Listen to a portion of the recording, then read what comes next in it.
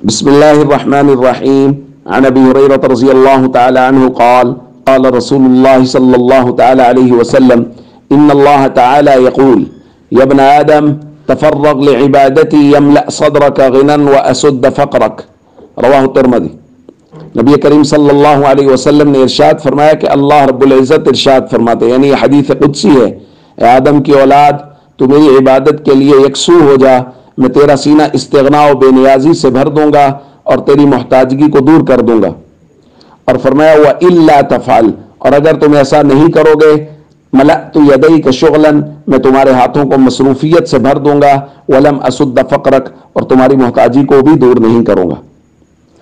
दोस्तों, गोया ये अल्लाह रब्बुल इज़्ज़त का ऐलान है इंसानों के लिए। क्या इंसानों, अगर तो तुम मेरी इबादत के लिए खुद को फारिग करते हो फ़राइज़ और अरकान इस्लाम के लिए, तो फिर मैं तुम्हारे सीनों को इस्तिग़ना से भर दूंगा।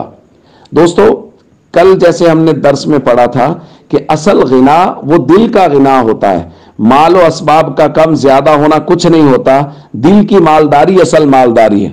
और अल्लाह फरमा रहे अगर मेरी इबादत के लिए वक्त निकाल लोगे तो मैं तुम्हारे दिल को, तुम्हारे सीनों को गिना से भर दूंगा। और दूसरी बात, तुम्हारी मोहताजगी को दूर कर दूंगा, तुम किसी के मोहताज नहीं होगे, फक्र को दूर कर दूंगा तुमसे।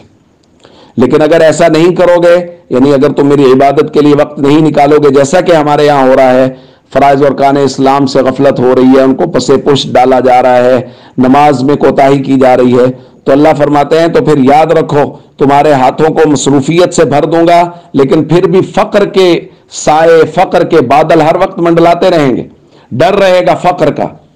तो दोस्तों, हम सबको चाहिए हम अपने आप को अल्लाह की इबादत के लिए फारिग करें, फर्ज नमाज की पूरी पाबंदी करें, बाकी फ़राइज़ और अरकान इस्लाम की पूरी पाबंदी करें, ताकि अल्लाह रब्बुल इज़्ज़त हमारे सीनों को, हमारे दिलों को गिना से भर दें। अस्सलामु अलैकुम व रहमतुल्लाहि।